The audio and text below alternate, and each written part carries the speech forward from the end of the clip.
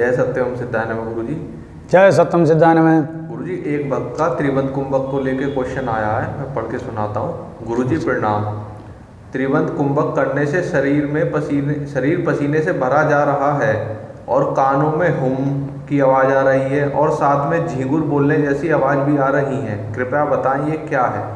पहले तो एक बात बता दो भक्तों, ये आशीर्वाद है कि मतलब ये कहने का तात्पर्य ये है कि जब भी आपको एक प्रश्न भेजें तो नाम, आयु, आपकी आयु क्या है, कब से ये अभ्यास कर रहे हो, ये किताब से उठाया हुआ अभ्यास है या आपने किसी गुरु के माध्यम से लिया हुआ है या YouTube से ही सीख लिया है किसी के माध्यम से, या प्रत्यक्ष गुरु के अंतर्गत साधना कर रहे हो। अगर प्रत्यक्ष गुरु के अंतर्गत साधना कर रहे हो तो ये सवाल का आपको जरूरत नहीं पड़ेगी, क्योंकि वो गुरु ही आपको जो है इसका पूरा उपयुक्त साधन बता देगा। अब जैसे ये अधकच्चे आते हैं, ऐसे बहुत सारे आते रहते हैं, इस पर बस उठाया उन्होंने सवाल डाल दिया कि सवाल की कहिए कि भाई गुरुजी सवाल का जवाब देंगे, इसलिए जो है सवाल लिख दो, ना ये पता है कहाँ से है, कौन है, ये क्या है। तो भाई भक्तों, पहली बात तो ये। अब फिर भी मैं जवाब दे देता हूँ। त्रिकुंभक का अभ्यास मैं अक्सर बताता हूँ कि कम से कम 25 भस्त्रिका करने के उपरांत तब एक कुंभक लगाया जाता। पहली बात, प्राणायाम दो प्रकार के, मतलब भारत में जो प्राचीन विद्या को डेवलप करने के लिए, जो आत्मा की विद्या और जो प्राणायाम की विद्या को डेवलप करने के दो ही प्राणायाम मुख्य हैं। पहला प्राणायाम के अंतर्गत है कि अनुलोम विलोम की मात्रा बढ़ाओ धीरे धीरे, एक दिन में नहीं, और पूरे एक सिस्टम है उसका, और उसको एक डायरी के अनुपात लिख लो कि भाई आज से मैंने ये प्राणायाम शुरू किया है और मैं खुलकर, जब आप शौच की मात्रा सही होनी चाहिए कि आप साफ, मतलब शौच आपकी साफ हो एक तरीके से, ये नहीं कि आपकी शौच आधी आई है, आधे से अभ्यास नहीं बढ़ेगा। पानी गुनगुना पियो, सुबह सही टाइम से उठो, ये सब करते हुए, और खासकर ब्रह्मचर्य। अब आप गृहस्थी हो, बीड़ी सिगरेट पी रहे हो, पान तम्बाकू खा रहे हो, और उसके बाद एकदम से सुना कि त्रिकुंभक करने से कुंडली जग जाएगी, तो अब लग गए फौरन त्रिकुंभक करने में, क्योंकि तो बहुत आसान है। भाई मूलबंद खींचा, उड़ियान बंद खींचा, मतलब सांस रोका, मूलबंद खींचा, उड़ियान बंद खींचा, और इसको ठुड्डी को यहाँ लगा दिया, आसान है। लेकिन भाई फेफड़ों में तुम्हारे में जो कोष्ठक है इसके बारीक बारीक वो खोले ही ना है। वो खोलने के लिए बहुत जरूरी है पहले अनुलोम ये प्राणायाम, फिर उसके बाद स्लो भस्त्रिका, मतलब गहरा लेना धीरे से छोड़ना, गहरा लेना धीरे से छोड़ना। अभी प्राणायाम नहीं करेंगे, अभी कोई कुंभक नहीं करना है। पहले नाड़ी शोधन बोलते हैं इसे, कि अनुलोम विलोम से नाड़ी शोधन होता है प्राणायाम। फिर उसके बाद भस्त्रा होती है धीमे धीमे, फिर भस्त्रा बनाई जाती है तेज, तब कहीं ये सब विषय है। और मतलब जैसा मैंने बताया 25, पहले अनुलोम विलोम 25 इस तरीके करे, फिर छोटी मतलब स्तर की भस्त्रिका करी, गहरा सांस लिया, धीरे से छोड़ा। अब कोई कुंभक नहीं है, तो वो भी प्रातः और सायं इस तरीके का अभ्यास बढ़ाएंगे, कम से कम 3 महीने, कम से कम, नहीं तो 6 महीने के बाद ही आप कुंभक का अभ्यास करेंगे, अन्यथा आपको पूरी तरीके से लॉस होने की पूरी संभावना हो जाएगी, ये मैं बता दूं। तो आप फिर क्या करेंगे, तो और दूसरा विधि क्या है, दूसरी विधि है जो अक्सर तुम जो है महर्षि दयानंद में भी देखोगे, और जो प्राचीन योगी हैं, कोई ऐसी बात नहीं है कि महर्षि दयानंद का विषय है वो, तो उसमें क्या है कि आप फिर भी उसमें भी यही है, नाड़ी शोधन करना, कि भाई नाड़ी शोधन करें अनुलोम विलोम करने के बाद।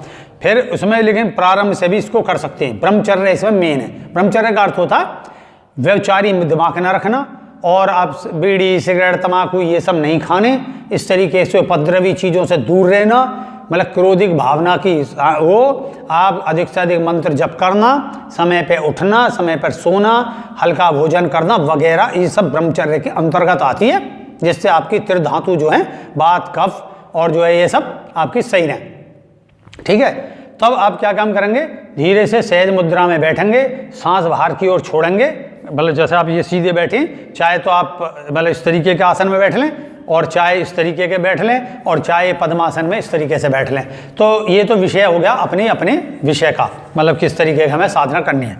मूल तो यही है, सीधा इस तरीके से लगा लें या सहज में ऐसे बैठ लें, रीढ़ की हड्डी सीधी रहें। तो इसके बाद में क्या है, हाथ 4 मुद्रा ऐसे रखें, इनसे ये अलग हैं, और ये यूँ रखो, सहज रखा, मतलब हमें अंदर उतरना है ना।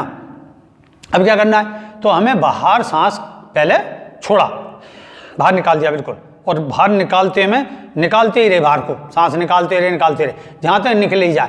उस निकालने पर मूल बंद अपने आप लग जाएगा, क्योंकि यहाँ से खींचेगा, उड़ान बंदर अपने आप लग जाएगा, और फिर ये भी लग जाएगा क्योंकि आप यूँ करके खींच रहे हो, झटके से नहीं फेंकना है, फिर थोड़ी कर फेंकते रहना, वहीं रुके रहना, फिर उसके बाद धीरे से खींचना है। अभी ना मूल बंद लगाना है, ना उड़ान बंद लगाना है, ना जालंधर बंद लगाना है, आधार तीनों बंद नहीं लगाने।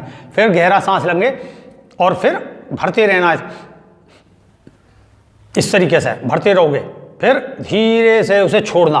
तो ये 5 एक बार करना है, 5 से ज़्यादा नहीं, क्योंकि 5 से ज़्यादा में सांस उखड़ेगा, क्योंकि आपके मांसपेशियों को अभ्यास नहीं है।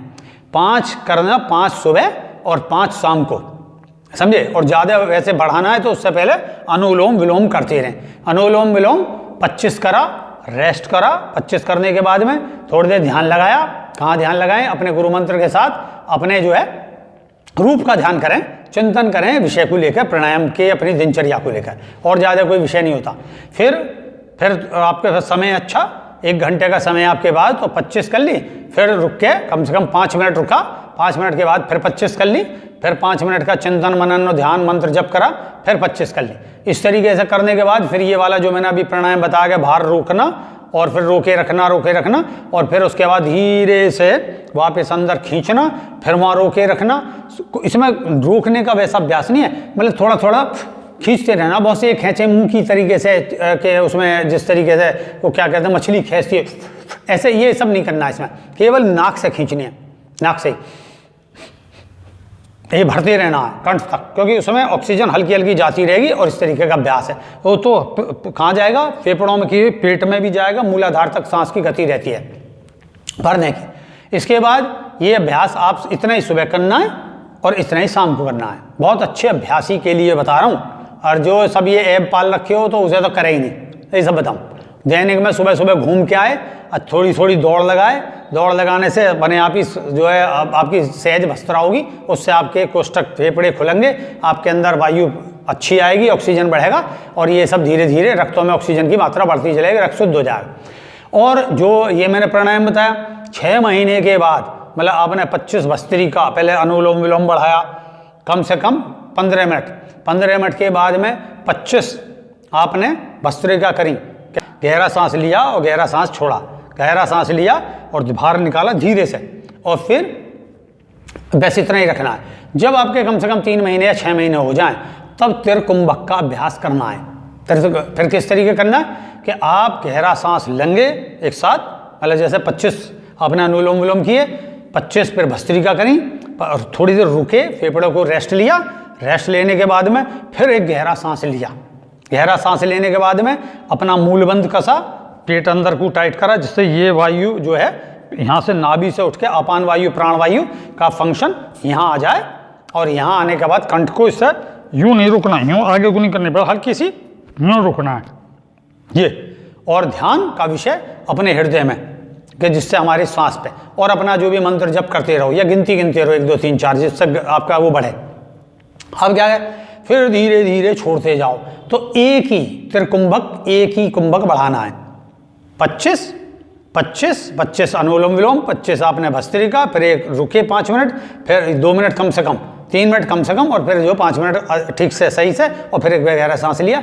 ऐसे ही फिर शाम को करा। ये हो गया आपका। अब क्या होता है, अचानक आप करोगे तो आपकी जो प्राणवायु है वो ऑक्सीजन जो है वो कार्बन डाइऑक्साइड में चेंज होगी, न परिणाम स्वरूप आपका दम घुटेगा। आप जबरदस्ती से रोके हुए हो तो आपके कान से वायु निकलती है, तो वायु कान से निकलेगी, रोमों से भी निकलेगी, ये ध्यान रखें। तभी बहुत सौ को खुजली हो जाती है, प्राणायाम करने वालों को खाज खुजली का भय हो जाता है, क्योंकि जिस जगह आपका जो है मल रुका हुआ है आपके अंदर, किस तरीके का जो मल का शोधन करना ही तो ये प्राणायाम है। जो आपका जो जर्नल भस्त्रिका या आपका जो अनुलोम विलोम, ये मल को साफ करने का। मल क्या होता है, रक्त को शुद्ध करना, और जो रक्त नलिकाएं उनके बीच में जो रुकावट है, जैसे नलिका है ये एक बड़ी सी सुराख, और उसके चारों में मल जम गया है, जाते जाते पानी की मात्रा कम पी है इस तरीके से, या गंदी चीज़ें खाई हैं, तो ये से वो बढ़ेगा, तो नतीजा वहाँ पर रुकेगा। और वो जब रोम छिद्र जो है रुक जाएगा तो वहाँ पे वायु प्राणवायु जोर करेगी, विस्फोट होगा, और वो जो है वहाँ से आपको जो है मतलब स्वेद बह लगेगा, नुकसान आ जाएगा, इस प्रकार के रोग हो जाते हैं। इसे बोलते हैं जो है त्वचा के रोग हो जाने, प्राणायाम मतलब जनित व्याधि, योग जनित व्याधियां बोलते हैं इसे। तो अब उसके बाद में चीज़ क्या करी, जैसे मैंने बताई कि आप जब इसको करेंगे तो कान से वायु अंदर की ओर जाती है, क्योंकि शब्द अंदर की ओर जाते हैं, अंदर से बाहर को नहीं निकलते, ये ध्यान रखें, क्योंकि अंदर सुनने का विषय मस्तिष्क है। तो बाहर से कान में जाते हैं जो शब्द हैं, तो वो आपका मन ग्रहण करता है। अब क्या हुआ, वायु जो है अंदर से जोर मारी और ज़्यादा जोर होने पे कान से निकलेगी। जैसे आप देखोगे पानी पी लोगे या कान में कोई दवाई डालते हो तो नाक के इधर से गले में आ जाती है, तो ऐसे ही वायु कान से निकलेगी। तो कान के पर्दे से टकराने के कारण वो घूं घूं की और चिन चिन की आवाज़ करती है, ये ध्यान रखें। इस तरीके की ध्वनियाँ होती हैं। जो जो मस्तिष्क शांत होता चला जाएगा, बहुत दूर की सूक्ष्म वस्तुओं को पकड़ने लगेगा। और कुंडलनी उठना इतना आसान नहीं है कि आपने ये सब बहुत जल्दी करा, कुंडलनी उठ गई, ये सब बकवासबाजी है। कुंडलनी का मतलब है आत्मिक एनर्जी का उठना। तो आत्मिक एनर्जी जब आपका शरीर में अवरोह प्राण वायु का होगा बहुत ज़्यादा, और उसमें भी सूक्ष्म स्तर पर, कुंभक आपका कम से कम 3 से 5 मिनट हो जाएगा, और उस 5 से 3 मिनट के अंदर बंद लगने के बाद अब धीरे धीरे जो आपकी जो मतलब शुद्धिकरण ऊर्जा है वो उठेगी। और ये बहुत से बेवकूफ़ जो है इस तरीके फैला देंगे वीर्य ऊपर को उठ जाता। मूर्खों से पूछे कि वीर्य ऐसे नहीं उठता, कि वीर्य यहाँ कहीं रखा है और वो उड़ जाएगा ऊपर को कन्वर्ट होकर।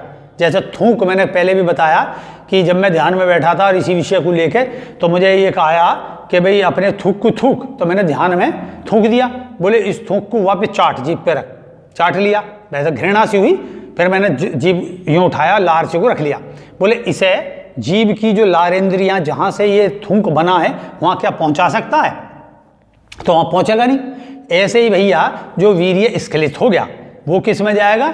जो यूरिन का ब्लैडर है, यूरिन के ब्लैडर में स्खलित वस्तु को वापस उठाकर वापस जहाँ से वो निर्मित हो रही है वहाँ पहुँचाना और वहाँ से वापस ओजो बनाना। क्या बेवकूफ़ी ही बात है। ये ऐसे अज्ञानी हैं जिनका दूर तक कोई मतलब नहीं, समझे?